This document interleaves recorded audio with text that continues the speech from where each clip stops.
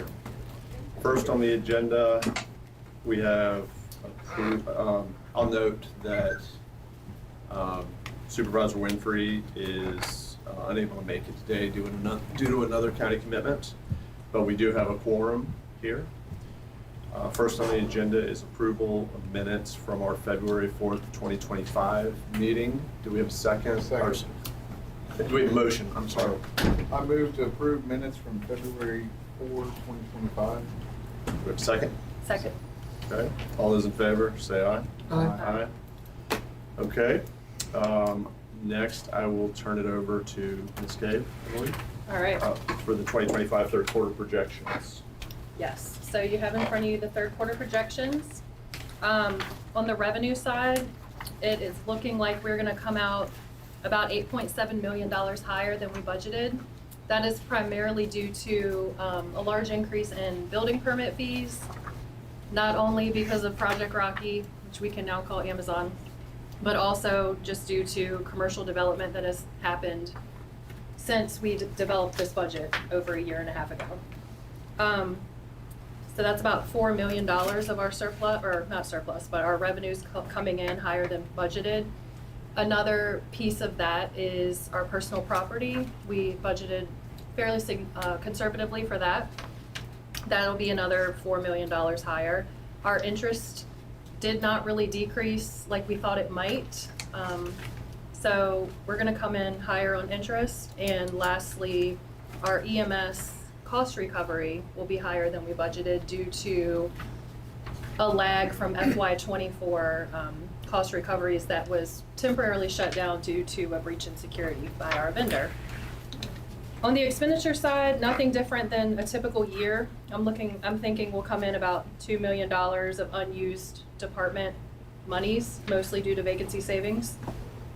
After our actual revenues at $105 million and our actual expenditures at $89 million, we've got a surplus of $16.5 million, but as you know, we fund our CIP and our CSA program out of those monies, and I'm thinking we will return $8.9 million of our general fund back into our fund balance. So $8.9 million will likely be our surplus. Any questions on that? I do have one. Those increased fees, were those a pull forward in terms of the timeline? Was ahead of it what was expected, or were those just greater fees than we expected? Building permit? Yes. I think it was a lot more activity than we expected. We also did not capture Project Rocky at all in building permit fees because we weren't positive it would come through when we built the budget. Okay. And are we able to go into the 2025-2026 budget and just see, what impact that, let's call it pull forward of fees, Yes. potentially make an adjustment if needed? Yes, definitely. For that? That's a good idea. So that we just didn't get them paid earlier, but then we lose it from projections. Yes, yeah, because they're one time. Got it. Okay. Any other questions? Okay. We will move on to the next item on the agenda. Sure. All right, as you recall, we have looked at the financial management policies several times in the past few years. We've most recently readopted them, made a few changes in March of 2025, this year. Since then, Mr. Lyle, who is in the audience, he's not an official committee member, but he has taken these and simplified the wording, which I think was great. It is a lot easier to read. He has also inserted a lot of charts with historical data. And I will say, and can we let him speak to that? Yeah, absolutely. I will say, I don't think it's very typical for policies to include this amount of detail. But it does, I understand the reasoning, and that doesn't, just because it's not typical doesn't mean we can't do that. So these are our policies, we can make them look how we want. But I'll let him speak to his changes, please. Pull up the chair. Thank you. I have to think for a second. Thank you, Carla. And I've shared this with you all last week sometime. Clarity is what I was hoping for. And I don't have a Rice or UVA master's where numbers speak to me. And so when I say 60% of the subsequent year's general fund, it's like, what is that in the numbers? So that's why the charts are in there. But I concur, having them in there is, I don't want to say distracting, but I was going for clarity. What does 60% of the subsequent year's projected budget, and I was trying to calculate that. I know when this was adopted in March, and we adjusted the reserve numbers from 60 target down to 30, 35, Chairman Spoon and I were asked, well, what is that number? And we didn't know. And I think it worked out to be about 5 million, as I recall. But that was the purpose there. My hope is that we just have a clear, understandable document. If it has charts, great. If it's an appendix, that's great. But my wife was born overseas. She does not, English is her second language. And I asked her to read it, the original, could you understand this, sweetheart? And it was no. And so I'm not saying I'm dumbing it down, but I'm saying I'm simplifying it. And that's my goal. And I appreciate the comments that it is more understandable. There still probably is a participle or two in there dangling, but by and large, it just, can we make it easier to understand? Charts are, for me, as much as anybody else, but if they're an appendix, that's great. But I like to know what I'm voting on. Go ahead. Yeah, I like the charts being where they are. I prefer that they not be appendix, just because it allows anybody to just come and follow, what the policies are talking to. I think that's a good placement. As it relates to a policy, I would say we probably want to lean towards examples versus charts with firm data, only because we do have in our policy number 5 on operating budget policies, budget monitoring. What's in the chart should be in a budget monitoring document format versus in a policy. What I was going to do is I did go through Mr. Lyle's comments, and I was going to go side by side with our existing documents. So, and just look at wordsmithing with the, what word is escaping me? The interpretation focus and making it easier to interpret, and then revert back to the board, the committee, to see how the committee felt about those changes. Right, yeah, I completely agree. I like it because it's the hard numbers are an example. So even if it is an example, it's still achieving the same end. Yeah. Mr. Chairman, I like the idea. I think it's very much more readable. It reads like a training document. But I think having the actual details of the budget in the policy means you'll have to change it every year. Yes. And you may have to change it more than once, because now we're talking about maybe going back and redoing our forecast for next year based on fees. And so that would be it would be a bit of a challenge to maintain the policy. Agreed. But I think it would be either a report that goes along with it that says here's what that means next year, that we can keep online and say here's how we're tracking, would be very beneficial. I do have some ideas on how we can use illustrative examples. We wouldn't have to update on an annual basis, and I just need to devote some time to it. And it's great that we got this suggestion from Mr. Lyle, and it's not just a suggestion, but a draft. So want to make sure it gets incorporated appropriately. I come from the marketing arena, and one of the absolute concrete rules is that the greatest motivation in life isn't anything except to change somebody else's copy. That you always want to go through and rewrite what somebody has done, which I'm guilty of because that's what I just did. So I fully expect, we always gave clients 2 free rewrites and then we start charging them. I'm not in a position to charge, but I fully expect this can be improved. But I, again, using my home environment, when Larissa read it the second time, says, oh, okay, now I start to understand it a little better. And there you go. So I'll stop talking. But there you go. I was well intended. My intentions were good. It really meant for me to be able to understand this. It's English is my second language too. Okay.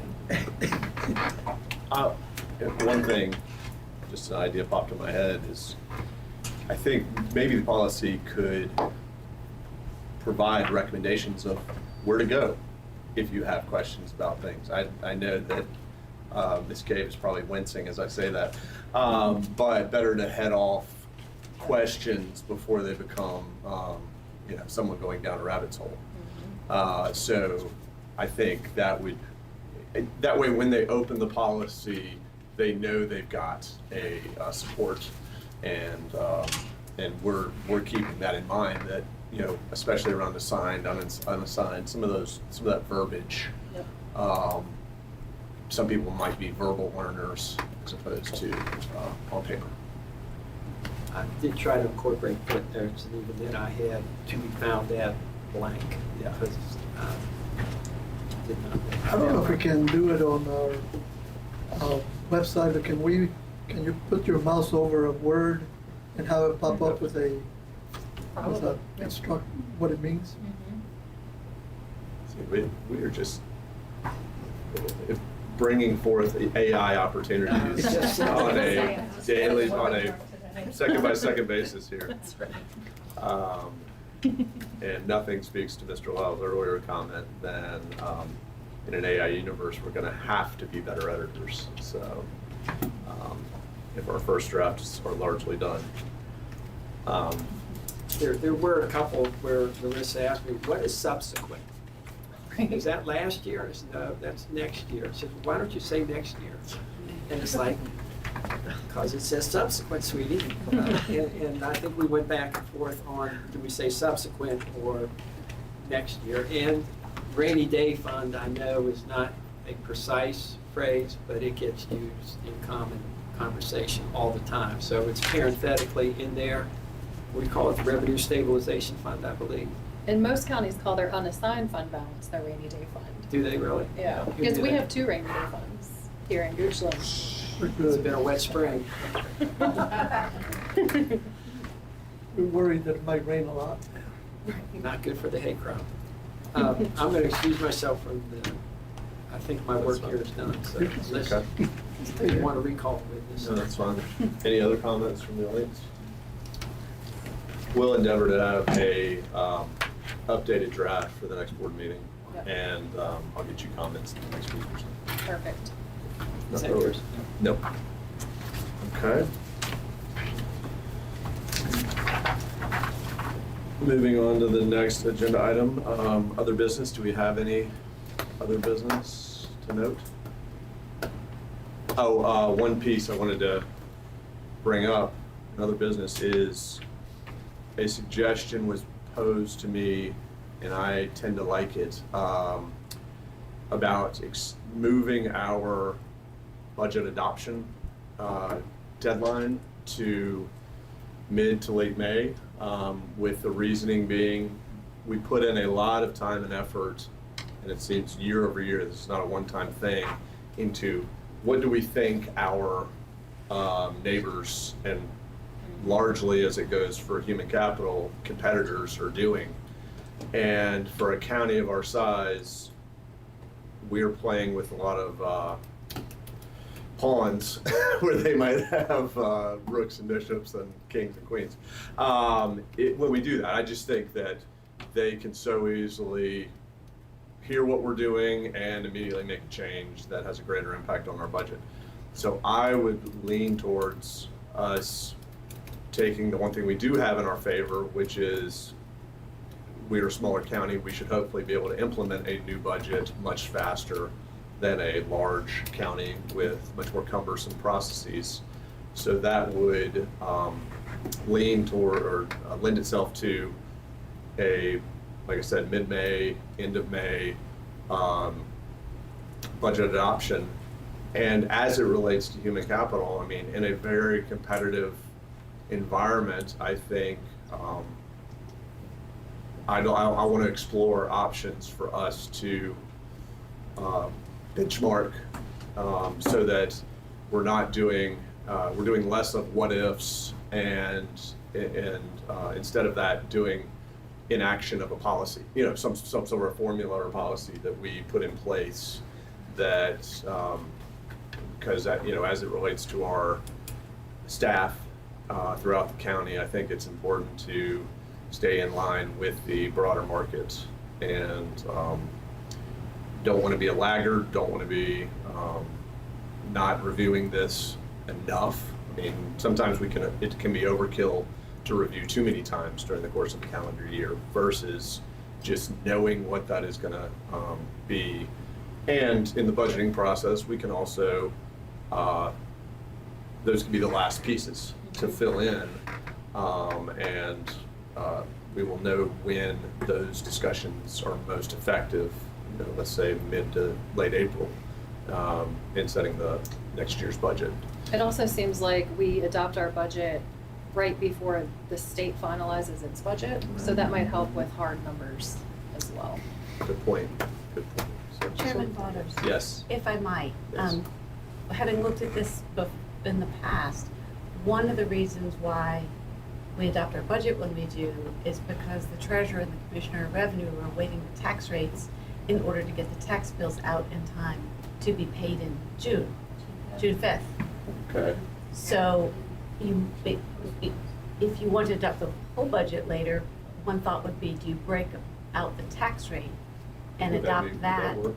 As long as we have the tax rate, and I don't know how you would set the tax rate if you didn't know what the budget was going to be and what you needed. This year, the budget and tax rate was approved on April 16th, and we did get the bills out by May 1st.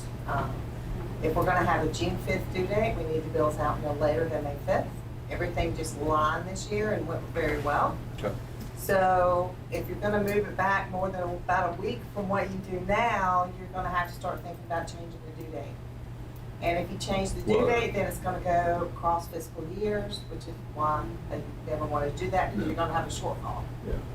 So it kind of puts us, when we went to twice a year billing and we got that windfall that one year because we got more money in one tax year than we did the other, it's kind of put us in a awkward position about making any changes as far as when we approve the budget. I'm not opposed to approving the budget later, I'm just wanting you to know what the consequences might be of doing something like that. I don't necessarily want to impact our collection of funds for efficiency's sake. Ms. Cave, do you see any issues with being able to have a substantive discussion on our tax rate in advance? I mean, No, I don't see any issues. yeah, well, I think we can still work to set that for a earlier mid-April. As long as that's done and we can continue, I mean, wouldn't affect that due date in any way unless later on when you're approving the budget, you determine that the tax rate needs to be something other than it is because the bills will already have been. One benefit of that is, that I see, is the tax rate could be a discussion that doesn't get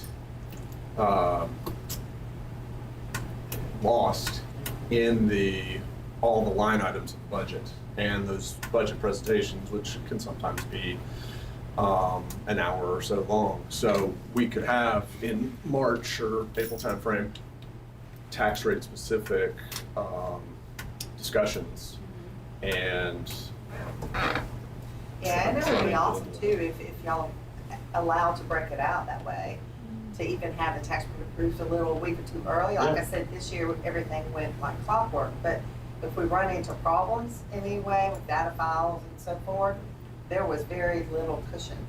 There always is on the first half. Second half is, we have a little bit more time because when we start early, the rate is set, but the first half is always not much cushion there. that makes sense. We usually prepare the budget based on what we think the tax rate is gonna be. Yeah, So if we say it's gonna stay at 53, we're working on 53. If the board agrees that we're gonna lower it, we can work with that. well, it puts the onus on the supervisors if you want to propose a tax rate.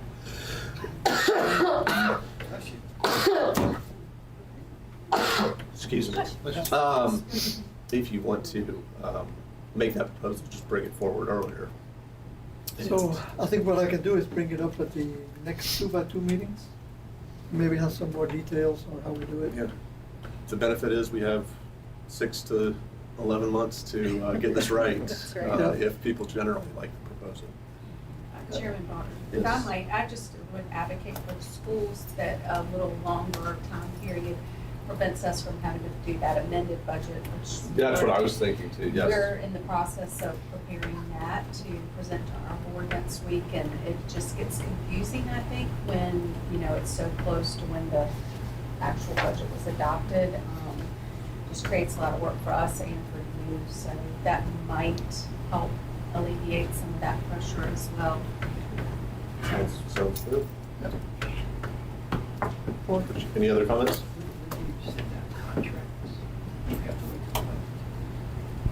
We do try to send out contracts when the budget is, appropriated, but we have language in the contracts themselves that say, that it is contingent on funding, so I think we could get away, with going ahead and releasing them before, it's